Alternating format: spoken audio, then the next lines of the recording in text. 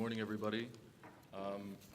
First of all, I'd like to add my own thanks to the organizers for this terrific event, especially to Art Hughes, our man in DC, very much so. And also, frankly, this is an opportunity for me to also thank Michael and Mike, the two Mikes and the two Bells, as we call ourselves. We've been together actually for almost 7 years, more than 6. It's been a bit like a marriage, with all that comes with that, for better or worse, and we know what happens to marriages after 7 years. I'm just kidding, no. It's been a pleasure working with you both, seriously. As Michael said, I'd like to talk to everyone today about how we did things. Mike Malloy will give you all the details about what we've come up with. Art and Michael have already discussed quite a bit about the basic kernel of the idea. The only addition I'd like to add about that in the genesis of the whole process is that early on we had these basic notions, but they came very much and rapidly in contrast with an excellent exercise, and that's the Geneva Initiative. And that was a real foil for us. We looked at it in detail with its division of the old city, division of sovereignty and sometimes a physical division. And in that light, we actually realized that we did have something different and we didn't really fully agree with Geneva. As Art and Michael have already said, we believe the old city should remain a single entity, one unit, and that it was necessary to have a third-party element with serious authority in the old city. That's the special regime, as Michael has already just described it. Now, our early steps were in Toronto and in Ottawa. We met a lot among ourselves and with other people at the University of Toronto at the time. When we got some early funding, we took our process to Jerusalem in May 2004 for a heavy, heavy set of consultations. We met with almost anybody we could get our hands on, again, for better or worse. I think for better or worse is the theme of this whole speech, actually. And it was a difficult time.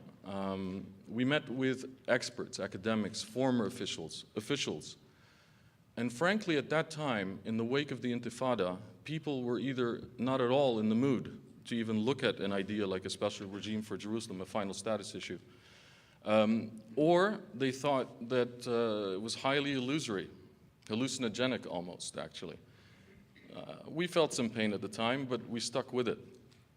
And interestingly, after almost 7 years, the idea of a special regime seems to withstand the critique, seems to withstand the analysis. There's something attractive and logical about it, not for everyone, it's not universal appeal, but it has withstood all that analysis. Now, what are the basic parameters of the process that we devised? This is very much a track 2 policy exercise, but in some ways an odd one. We're diplomats, and yet we're housed in a university. It's a research institution in some ways, and we quickly and early realized that we had to use dual roles, both the diplomacy and the research. So we very flexibly invented a whole toolbox of activities. Consultations, meaning one-on-one, workshops, large meetings, research, study, and we used these in as flexible a manner as possible according to political context or the issue that we were studying at hand. I think that combination was critical to the success of this process, frankly. And just to give you an example, for example, in summer 2006, when there was violence in Gaza, violence in Lebanon, we couldn't do a lot of consultation or workshops. We had to back off and do a lot more studies. In parallel, when Annapolis took off, no matter how far that went, we saw windows to start to permeate into decision-making circles, and we did so. Now, in my view at least, other than the actual idea of a special regime, what's made us succeed is that process, this highly flexible process, which, by the way, I think drove our donors crazy at some points because we would never stick to the plan that we gave them. We couldn't. It was that degree of flexibility of mixing these aspects, of making our research always purposeful, practical, as Michael said, of embedding the ideas among our interlocutors as we moved along. They contributed. It's not like we had a magic solution. They contributed to shaping it, therefore they absorbed the ideas, and at the same time it moved forward on that basis. Now, we've gone through 3 major phases of work, and we're really now in a 4th and possibly final one. In phase 1, we did a sketch of the needs of the old city, kind of a modular approach. We looked at all the needs of the religious, political, economic, social needs, and started to sketch out options, always with a reference to the special regime that we had in mind. But we maintained it, we called it the discussion document, and it was flexible enough that attracted a lot of people.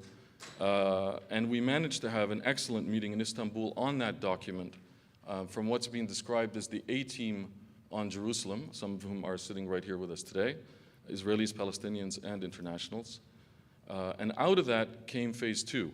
There was a kind of unintentional, actually, direction towards making phase 2 about security in the old city. So then we established an Israeli team, a Palestinian team, and an international team on security. They all did studies, and it was the international team's responsibility to bring their own ideas and to synthesize the views of the Israelis and the Palestinians that had contributed. That led to phase 3, which many people thought should have been phase 1, frankly, and that's the governance document, the overarching framework for the whole process. We used the same approach, Israeli team, Palestinian team, international team, and out of that came the governance document, and then an important distillation of that, which is the document that's called the mandate elements for the old city of Jerusalem. Now, all these studies, if any of you have the booklets, should be in there. They are in there. They should be in there. They're all packaged in that booklet and for your reference.